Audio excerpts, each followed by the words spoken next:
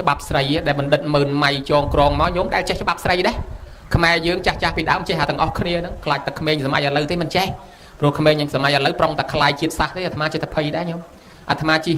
ឡានម្សិលមិញកាត់ភូមិចាមម្សិលមិញម្សិលមួយថ្ងៃជិះកាត់ភូមិចាមភូមិចិនភូមិវៀតណាមអីមកពីខាងស្រុកត្បូងឃ្មុំអីជិះមើលជនជាតិគេក៏លេចឃើញស្គាល់ហ្មងអូគេស្លៀកពាក់តាមវប្បធម៌គេមានអត្តទូលផងអត្តដប់ផងខ្ញុំកាត់ចេញតែប្រឡងមុខមកដូចមិនទេមើលទៅវាសិនជាឃើញយប់អីប្រហែលជាចង់រត់ហើយដល់ទៅពេលអ្នកខ្លះទៀតទៅគេស្លៀកពាក់តាមប្រពៃណីសំបីវៀតណាមគេពាក់អាវផាយដើររុញអាទេសទិញអេតចាយដែរហើយដល់មើលខាងចិនខាងជប៉ុនអីគេថែរក្សាប្រពៃណីក៏លេចទៅស្គាល់ហ្មងអូអានេះអ៊ីស្លាមអានេះចាមដល់ខ្មែរយើងឥឡូវដឹងថាខ្មែរនឹងថៃបើយើងអត់មានថែរក្សាប្រពៃណីអីផងអឺរ៉ុបមិនអឺរ៉ុបចិនមិនចិនចាមមិនចាំមិនដឹងស្លៀកពាក់របៀបម៉េចទេក្មេងឥឡូវបើឡោះហើយចេះតែបារម្ភតទៅមុខក្មេងឥឡូវលែងកាន់ប្រពៃណីយើងអស់ខ្លាយជាតិសាសអស់ហើយណាញោមណាដូច្នេះពីដើមគេចេះច្បាប់ស្រីឲ្យតែស្រីចេះច្បាប់ស្រីប្រុសចេះច្បាប់ប្រុសច្បាប់ស្រីគេថាម៉េចគេថានេះបត់កំណត់ចងជាភុជងលីលាចងជាច្បាប់ស្រីកាលនាងអិរន្តវតីចរចាតាមប្តីគឺបណ្ណយសានាងវិមលាជាមេដាបានផ្ដែផ្ដាំកូនថានៃកូនឲ្យកូនត្រូវធ្វើអញ្ចេះបប្រតិបត្តិជាមួយប្តីមានអីប្តីជាបណ្ណយៈដែលកាចសាហាវខូខើបំផុតទីបំផុតលិតជង្គង់ថ្វាយអង្គមប្រពន្ធថាខ្ញុំជាយៈកាចសាហាវខូខើបំផុតឥឡូវខ្លាយជាយៈកាន់សិល5ហើយជាយៈស្លូតហើយដូច្នេះស្លូតដោយសារណាដោយសារប្រពន្ធនេះអាចមកដឹកនាំខ្ញុំធ្វើឲ្យស្លូតបានដោយសារពធយកមកផ្សាបយកមកផ្សាំងយៈកាចឲ្យស្លូតបានខ្ញុំមើលឃើញដែរអញ្ចឹងយៈកាចខូខើមួយស្លូតបានក៏ដោយសារធរហើយរីឯក្នុងរឿងហ្នឹងរឿងច្បាប់ស្រីហ្នឹងដកស្រង់ចេញពីរឿងវិធូបណ្ឌិតដែលអគ្គមហេសីស្ដេចនោះចង់ស្ដាប់ធរចង់ខ្លាំងពេកឈឺហ្មងឈឺរ៉ាំរៃដល់ថ្នាក់ពេទ្យណាក៏ព្យាបាលមិនជាពេទ្យគ្រូម៉ណាក៏មើលមិនជានាងថាថ្នាំរបស់នាងតលទៅយកបេះដូងវិធូបណ្ឌិតមកហើយឲ្យទៅរកបេះដូងវិធូបណ្ឌិតអ្នកប្រាជ្ញអ្នកខ្លាំងអ្នកបកែណាក៏ទៅដែរទៅរកចាប់យៈនោះក៏ទៅរកចាប់បានដែរចាប់បានហែកយកបេះដូងប៉ុន្តែហែកមិនដាច់ពុះមិនបាច់ហែកមិនដាច់កាប់ក៏មិនមុតយកវិធូបណ្ឌិតមកទាំងរស់ហ្មងយោដល់យកមកទាំងរស់តាមពិតពនាងដឹងថាវិធូបណ្ឌិតចេះធម៌ឲ្យទៅវិធូបណ្ឌិតមកសំដែងធម៌ឲ្យស្ដាប់ទៅជាជំងឺហើយដល់ឥឡូវបានវិធូបណ្ឌិតមកសំដែងធម៌ជាជំងឺមែនតើខ្ញុំមើលឃើញណាអញ្ចឹងមនុស្សខ្លះឈឺរ៉ាំរ៉ៃមកជាដោយសារបានស្ដាប់ធម៌អញ្ចឹងដែរអញ្ចឹងបានអាពុកចៅដេញវាយព្រះមហាមោគលានមកពីវាខឹងមោគលានហ្នឹងទៅសំដែងធម៌ឲ្យអាពុកវាជាអាពុកវាចិត្តស្លាប់ហើយវាកំពុងហៅគ្នាជប់លៀងថាឲ្យអញចិត្តស្លាប់ហើយតែស្លាប់ទៅទ្រព្យសម្បត្តិឲ្យអញបានមកអញទាំងអស់ស្រាប់តែមោគលានមកសំដែងធម៌ឲ្យស្ដាប់អាពុកនឹងរស់តទៀតខឹងមហាមោគលានដេញវាយមហាមោគលានតែម្ដងខ្ញុំមើលឃើញណាដូច្នេះពធជួយច្រើនណាស់សូម្បីតែនាងបដាចាដែលមានទុកខ្លាំងយើងនេះទុកញោមហើយទុកអាត្មាក៏មានទុកញោមក៏មានទុកដែរប៉ុន្តែបដាចាទុកអញ្ចេះរត់ចេញពីម៉ែឪពូជពងវងតកូលជាសេដ្ឋីទៅកសាងជីវិតថ្មីក្នុងព្រៃជាមួយប្តីបានកូនពីរចេះតែទាត្រឡប់មកលេងផ្ទះប្តីក៏មិនឲ្យមកខ្លាចគេវាយព្រោះឯងកូនឈ្នួលហ៊ានយកចវាយមកនៅក្នុងព្រៃសងំមិនចេះថាចោះថ្ងៃនោះថាថ្ងៃនេះស្រាប់តែដល់ពេលប្តីហ្នឹងពោះចាក់ស្លាប់បង្ហើយទៅនៅនាងពីរនាក់កូន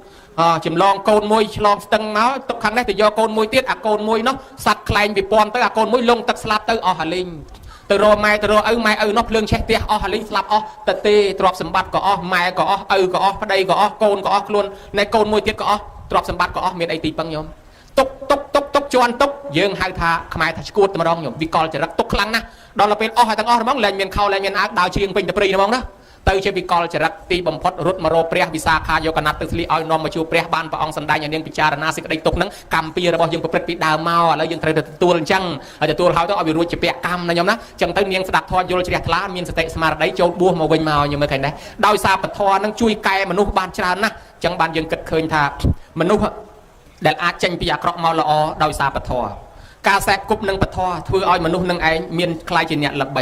វិសាខានៅក្មេងតូចអាយុ6 7ឆ្នាំចេះតែដើរជាមួយជីតាមកវត្តមកបុណ្យស្រាប់តែជីតាប្រាប់ថាណែចៅសាមណៈទាំងអស់ហ្នឹងចៅទៅសែបគប់ជាមួយទៅឃើញសាមណៈធំជាងគេចៅចូលទៅសែបគប់រាប់អានជាមួយទៅចៅនឹងខ្លាយទៅជាអ្នកល្បីក្នុងអនាគតជាមហាសេដ្ឋីវិសាខាលឺអញ្ចឹងទៅរព្រះឃើញព្រះអង្គនឹកថានឹងឯសាមណៈធំជាងគេចុះពីអទេសធ្វើដំណើរដើរថ្មើរជើងទៅរកព្រះថ្វាយអង្គមព្រះអង្គសុំសែបគប់សុំរាប់អានជាមួយស្ដាប់ធម៌ព្រះអង្គជ្រះថ្លាថ្វាយខ្លួនជាឧបាសិកាជាពុទ្ធឧបថៈរបស់ព្រះអង្គញោមហើយនាងវិសាខាសម្រាប់សោតតាតាំងពីអាយុ7ឆ្នាំបានជាមហាសេដ្ឋីហើយមានសម្រស់បញ្ចពិតកល្យាណីស្រីមានលំអ5ប្រការអាយុ120ព្រះវស្សាអង្គុយជាមួយចៅកមុំនៅច្រឡំគ្នាណាញោមណារួចស្អាតជាមហាសេដ្ឋីរូបគុណល្អបានជាអ្នកបម្រើព្រះដល់ល្បីទល់សពថ្ងៃគេនៅតែនិយាយដើមរហូតញោមមើលឃើញដែរអានឹងដោយសារសែបគប់តាមពាក្យជីត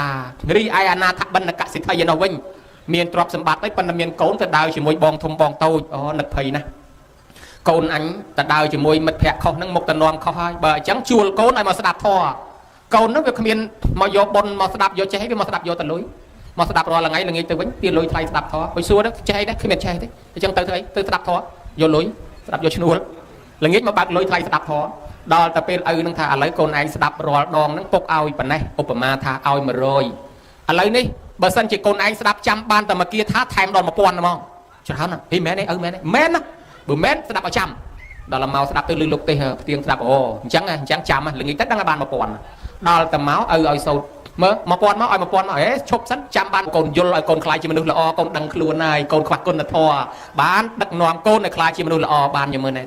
ហើយវិសាខាយនោះវិញខ្លួនឯងទៅដឹកនាំឪពុកក្មេកមកពូជនោះមិនចេះធ្វើបុណ្យសន្តានណាញោមខាងឪពុកក្មេកទៅដឹកនាំទាំងប្តីទាំងឪពុកក្មេកឲ្យចេះធ្វើបុណ្យទាំងអស់ទៀតហើយមិនតែប៉ុណ្ណោះហើយមានមិត្តភក្តិមួយក្រុមអត់ខ្ចីមកស្ដាប់ធម៌អត់ខ្ចីមកធ្វើបុណ្យនេះគិតតែលេងទៅដបទៅណាមណាស្ពាយដបទៅតាមវិសាខានឹកសំណោះថាឥឡូវហ្នឹងកើតជាមនុស្សពួកហ្នឹងដោយសារបុណ្យចាស់ហើយតែមិនធ្វើបុណ្យហ្នឹងទេតទៅមុខនឹងទៅនរកប្រែតវិញបើអញ្ចឹងអញជួយពួកម៉ាក់ហ្នឹងហៅពួកម៉ាក់មកស្ដាប់ធម៌មានបុណ្យអញ្ចឹងហៅឲ្យមកស្ដាប់ធម៌គេមកដែរដើម្បីរាប់អានវិសាខាកុំឲ្យដាច់ញាតប៉ុន្តែគេដាក់ដបម្នាក់មួយម្នាក់មួយមកដល់វាយវងពីមុខលោកទេសហ្នឹងហ្មងទេសទៅអញខ្